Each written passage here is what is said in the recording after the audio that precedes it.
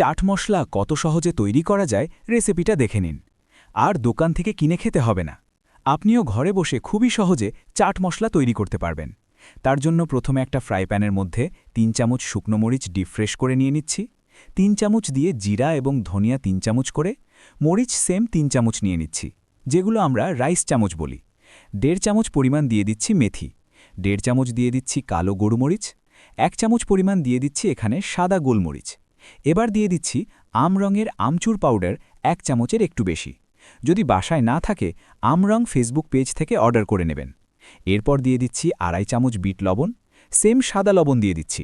১২ piece মতো এখানে long দিয়ে দিচ্ছি।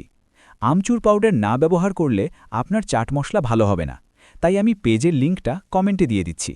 এখন চুলার হিট যা মিডিয়াম রেখে ৬ থেকে ৭ মিনিট কড়া করে ভেজে নেব।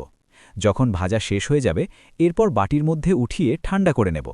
প্রপার ঠান্ডা হয়ে গেলে একটা ব্লেন্ডারের জগের ভিতরে নিয়ে নিচ্ছি ব্লেন্ড করার জন্য। এরপর ভালোমতো মিহি করে ব্লেন্ড করে নেব। দেখেন কত সুন্দর তৈরি হয়ে গেছে চাট মশলা। আপনি যে কোনো খাবারে ব্যবহার করতে পারেন।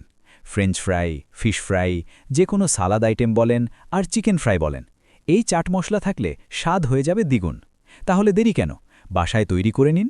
আর রেসিপি ভালো লাগলে অবশ্যই পেজে লাইক দেবেন এবং শেয়ার করে টাইমলাইনে রেখে দেবেন।